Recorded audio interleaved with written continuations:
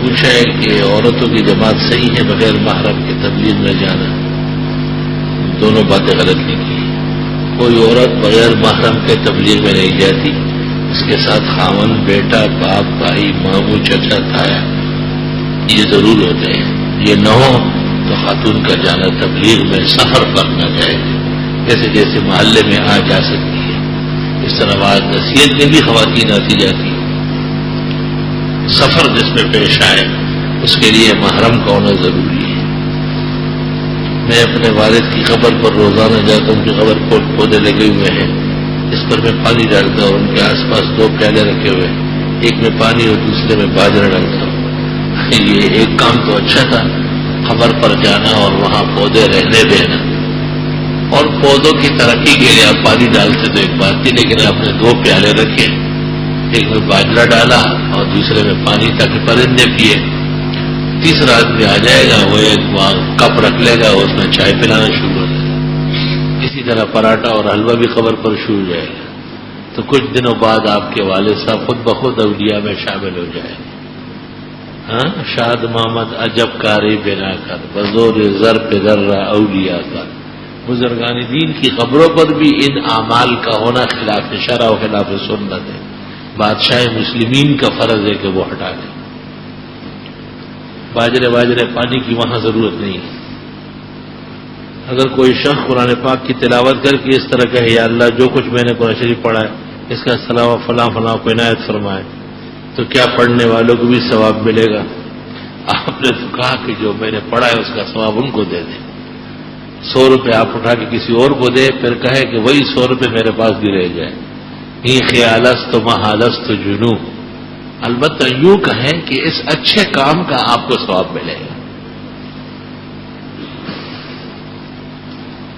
فجر کی بہت سی نمازیں قضا ہوئی ہے بغیر قضا، پھر قضا نماز دوبارہ کس طرح کروں؟ جیسے آپ نے قضا کی ہے اس طرح پڑھو. 2 فرض پڑھنی پڑے گی. مغرب میں فرض و سنت کے درمیان میں نفل پڑھنا سخت گناہ بدتمیزی ہے.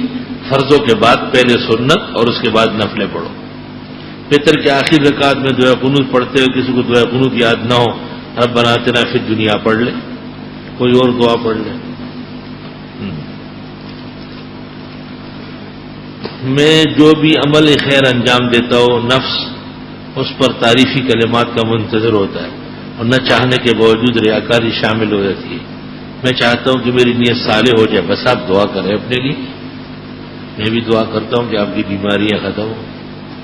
صلاۃ تسبیح کا طریقہ بتا دیں. صلاۃ تسبیح کا طریقہ تبلیغ جو سے پوچھ لو، وہ بڑے ماہر ہوتے ہیں اسے. بعض لوگ کہتے ہیں کہ جب کافر مر جائے تو اسے مردار نہ کہا جائے.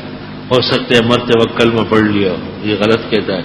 جو کفر پر مرے اس کو کافر ہی کہا جائے گا. اللہ فرماتے ہیں قل یا ایھا الکافرون. اگر کوئی شخص کلام پاک کی تلاوت کر کے چند بزرگوں کو ثواب پہنچائے تمام مسلمانوں کو، تو ذرہ ذرہ ہو کر کے پہنچے گا. ذرہ ذرہ ہو کر کے پہنچے گا. امام احناف فروعی مسائل میں امام ابو حنیفہ کی تقلید کرتے اور عقیدے میں ابو الحسن اشعری کی نہیں. امام ابو المنصور ماتوریدی رحمۃ اللہ علیہ، امام ابو المنصور ماتوریدی خود امام ابو حنیفہ کے شاگردوں کے شاگردوں کے شاگرد ہیں. مولانا اشرف علی کو حکیم الامت کیوں کہتے ہیں؟ اللہ نے ان کو اصلاح امت کا بہت بڑا درجہ عطا فرمایا. غیر مقلدوں کے ایک عالم معراج ربانی جو کہ سعودی عرب میں، اس کا کہنا ہے کہ مولانا مکی جو حرمین شریف میں درس دیتے ہیں، بہرحال مولانا مکی کو اللہ رب العالمین نے شرف و مقام دیا ہے. جس کو اللہ عزت و شرف دے اس کے حاسدین بہت ہوتے ہیں. میں نے خواب دیکھا کہ آپ کی فوٹو اخبار میں آئی ہوئی ہے اور ایک بیل گاڑی پر آپ بیٹھے ہوئے اور ایسا لگ رہا ہے جیسے آپ جنگی ٹوپی پہنے ہوئے ہیں اور اخبار بھی دیکھ رہے ہیں. ہمارا اخبار والے تو کہیں نہ کہیں سے نکال لیتے، شناختی کارڈ پہ ہیں، پاسپورٹ پہ ہیں، کئی جگہوں میں ہوتی ہے. خوشی سے ہم ان کو تصویر نہیں دیتے. تصویر کے بارے میں جو عقیدہ و ایمان ہے وہ آپ کو پتہ ہے، کہیں نہ کہیں سے وہ چرا لیتے ہیں. کسی اخبار میں کوئی انٹرویو آ جائے تو آپ نے پڑھا ہوگا، آپ کا خواب دیکھنے کے بعد آیا ہے. کیا اس قسم کے لازم ہیں کہ مرید بن جائے؟ نہیں. اس زمانے کے پیروں کے مرید نہ ہونے میں نجات ہے، بچنے میں خیر ہے۔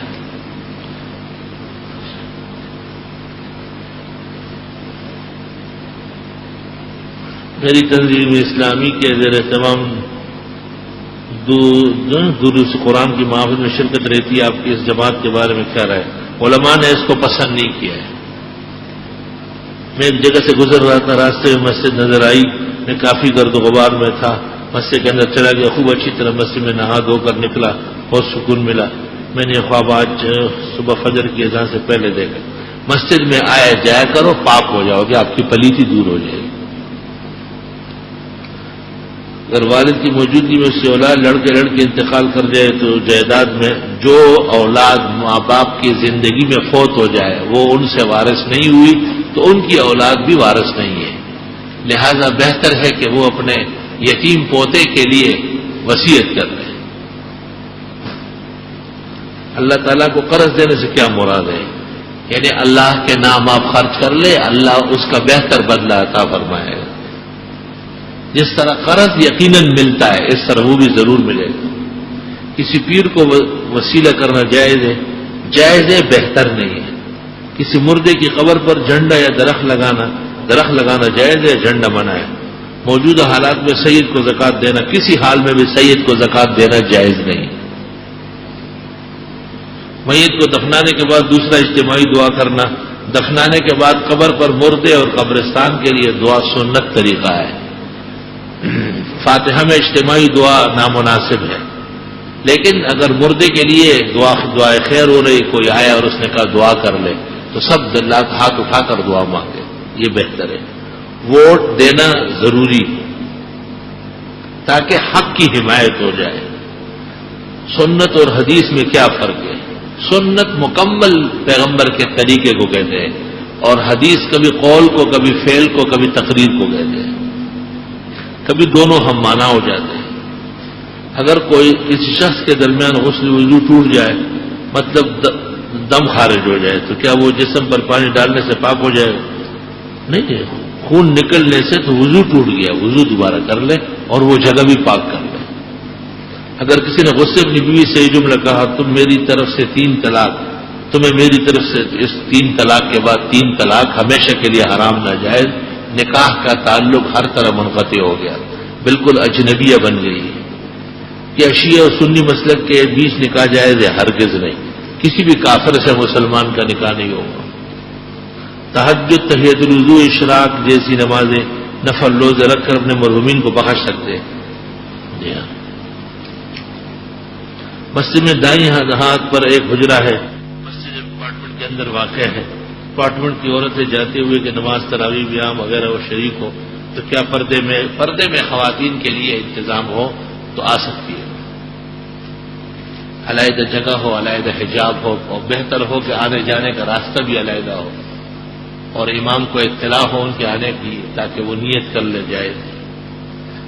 بیوی کا مہر 2500 روپے طے ہوا، شوہر نے بعد میں کہا گیا تو تم اتنا لے لو یا ایک پلاٹ اس کی قیمت کا خرید لیتے ہیں۔ یہ انتظامی اور آپس کا مسئلہ ہے، راضی خوشی سے گھٹا بھی سکتے ہیں، بڑھا بھی سکتے ہیں۔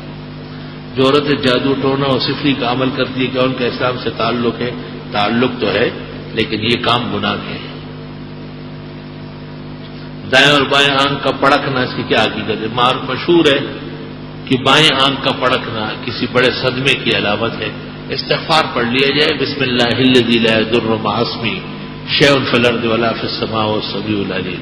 دائیں ہاتھ سے کوئی صدقہ بھی کر لے، امید ہے بلا ٹل جائے۔ یہ تجربات کی چیز ہے، جیسے گرم چائے پینے کے بعد ٹھنڈی ہوا میں آنے سے نزلہ ہوتا ہے، بہت زیادہ کھانا کھانے سے پیٹ میں درد ہو جاتا ہے، کھانا کھاتے چلنے سے مروڑ پیدا ہو سکتا ہے، یہ تجربے کی چیز ہے، اس کے لیے کتاب کا ہونا ضروری نہیں ہے۔ زوال کا وقت کب سے کب تک رہتا ہے، اور زوال کے وقت قرآن شریف کی تلاوت کیسی ہے؟ صبح سورج نکلتے وقت اور شام کو ڈوبتے وقت دونوں ملا لو، 2 پر تقسیم کر لو، جو بیچ نکلا ہے 7-8 منٹ چھوڑ دو، وہ مکروہ وقت ہے۔ اس سے پہلے دوپہر کا وقت ہے جائز نفل، اور اس کے بعد ظہر کا وقت ہے جائز۔ زوال کے وقت یا سورج نکلتے اور ڈوبتے وقت فتاوی عالمگیری جلد 5 میں ہے، بزرگان دین توبہ، استغفار، تسبیحات پڑھتے تھے اور تلاوت نہیں کرتے تھے. ہمارے مسجد کے امام نماز کے بعد صرف وتر پڑھ کر گھر روانہ ہوتے ہیں, سنت چھوڑ دیتا ہے, اس کے پیچھے نماز پڑھنا کیسا ہے؟ نماز کے بعد وتر پڑھ کر چلا جاتا ہے, نماز کے بعد جو 2 سنتیں ہیں وہ چھوڑ دیتا ہے. اگر واقعتاً یہ بات صحیح ہے کہ وہ ہمیشہ بغیر کسی عذر کے فرضوں کے بعد وتر پڑھ کر اور سنت موقع جو چھوڑتا ہے تو وہ اس لائق بھی نہیں ہے کہ صف میں چھوڑا جائے, چاہے کہ اس کی امامت ہو, بشرطے کہ یہ بات درست اور صحیح ہو اور اس کو سنت کی کوئی شرعی اور بشری وجہ نہ ہو, تو اس کو صف میں کھڑا کرنے بھی ناجائز و حرام ہے. اقامت کے دوران کیا دعا کی جا سکتی ہے؟ دل میں دعا مانگی جا سکتی ہے, زبان سے تو اقامت کا جواب آیا ہے. خالد کی بیوی عارفہ نے اسماء کا دودھ پیا ہے اور عارفہ کی ایک بیٹی ہوئی جس کا نام حفصہ ہے. محمود نے بھی اسماء کا دودھ پیا. اب محمود کا نکاح حفصہ سے ہو سکتا ہے؟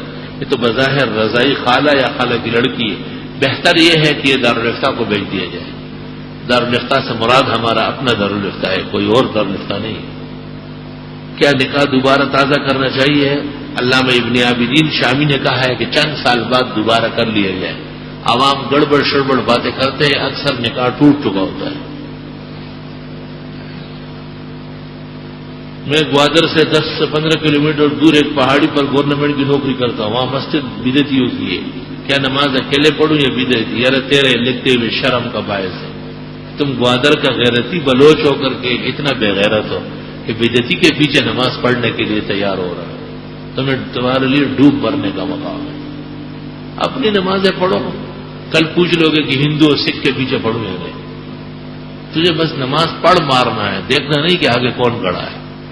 بدعتی کی اقتداء میں موحد متصنم کی نماز کالعدم ہے.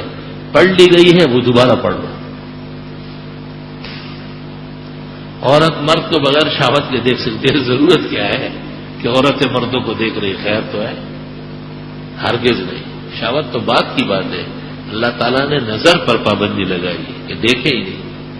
دوران تلاوت نبی اکرم صلی اللہ علیہ وسلم کا نام آ جائے, جیسے سورہ محمد, دوسری کئی جگہوں میں سورہ, تو اس وقت درود پڑھنا منع ہے. بعد میں آپ پڑھ لیں. کل پھر نماز میں امام کہے گا محمد الرسول اللہ, تو آپ پیچھے کہو گے صلی اللہ علیہ وسلم. اسی طرح تو بدعت بڑھتی ہے اور پھیلتی ہے. بعض لوگ کہتے ہیں قرآن کی سورت کو مخصوص تعداد میں پڑھے, اس سے زیادہ فائدہ ہو تو کچھ زکوٰۃ ادا کرے. بزرگوں کا طریقہ ہے کہ شکریہ کے طور پر کسی وظیفے کے شروع میں یا بعد میں اللہ تعالیٰ کے نیک بندوں اور محتاجوں کی مدد و نصرت کر لیتے ہیں, تو وہ عمل تیز تر ہو جاتا ہے. میری خواہش ہے کہ میری بیٹی پیدا ہو. کوشش آپ کریں اور دعا میں کروں. ہلے جلا آپ کیا رہے. اس بار ماہنامہ الفاروق میں آیا کہ مولانا سلیم اللہ مولانا حنیف نے پاکستان کے روافظ یا پادریوں کے ساتھ ایران کا دورہ کیا, وہاں خمینی کی قبر پر بھی گئے. یہ بات تو وہاں فاروقیہ جا کر کے کہے, یہاں کیا ضرورت ہے؟ مولانا ہمارے بزرگ ہیں, محترم ہیں. کسی بزرگ اور محترم کے احترام میں خاموشی بہتر ہے. اگر واقعتاً ایسی صورتحال ہے جو تم نے لکھی ہے تو بہتر یہ ہے کہ وہیں جا کے پتہ کر دیے جائے. حضرت کی مجلس لگتی ہے, وہ آج کل پیری طریقت ہے, باقاعدہ پیری مریدی فرمانے لگے ہیں. اس میں جا کر کے ایک پرچی دے دو, اور وہ جو جواب دیں گے وہ بہت عمدہ اور اچھا بہترین علمی جواب ہوگا. میری شادی کو 2 ماہ ہوئے ہیں لیکن میری نوکری ختم ہو گئی ہے. بس دوسری نوکری شروع ہو گئی نا. دعا فرمائیے کہ میری نوکری اس ہفتے ہو جائے. بہت اچھا. بیوی کے پاس کم بیٹھا کرو, اور ضروری کام جو ہے وہ صحیح وقت پہ کیا کرو, اور اشراق و چاش کی پابندی کرو. مغرب کے 2 سنتوں کے بعد 6 رکعت اوابین پڑھو. اٹھتے بیٹھتے کثرت سے استغفار پڑھو. کثرت استغفار کا مطلب یہ ہے کہ روزانہ 1000 سے کم نہ ہو, اور 5 نمازوں کے آگے پیچھے 25 مرتبہ آیت الکرسی پڑھو. انشاءاللہ تعالی اگلے جمعے تک تیرا کام ہو چکا ہو. بشرطے کہ آپ میں ایمان ہو, غیرت ہو, جذبہ ہو. صرف پرچی بھیجنا نہ ہو بلکہ جواب پر عمل بھی کرنا ہو. میرے بھائی ایک کاروبار شروع کر چکے ہیں, کر رہے ہیں, دعا کریں اللہ اس کاروبار میں پہلے وہ شریعت کے مطابق ہو, پھر برکت ڈالے. الحمدللہ رب العالمین. نستغفرک اللہم ونسألک السلام علیکم. لا الہ الا اللہ وحدہ لا شریک لہ, لہ الملک ولہ الحمد وعلی کل شیء قدیر. ربنا آتنا فی الدنیا حسنہ وفی الآخرۃ حسنہ وقنا عذاب النار۔ کہ اللہ جنہوں نے اپنے مرحومین کے لیے کہا ہے ان کی مغفرت فرما، ان کے بیمار ہے صحت شفا عطا فرما، ان کے کاروبار میں نوکری میں گھٹن ہے یا اللہ اپنی رحمت کے فضل میں ربانی کے دروازے کھول دے۔ اللہ مسلمانوں کے گھر میں باہر ہر جگہ عزت قائم دائم فرما۔ اللہ بے نمازیوں کو نمازی بنا، بے داڑیوں کو سنت داڑھی نصیب فرما، بے حجاب کو شرعی پردہ نصیب فرما، حلال کاروبار، حلال رزق، حلال روزی وسعت کے ساتھ، برکت کے ساتھ، خیر و عنایت کے ساتھ نصیب فرما۔ مساجد، مدارس، علماء و مشائخ، جہاد، شاعر دین و ملت کی حفاظت فرما۔ صلی اللہ تعالی علیہ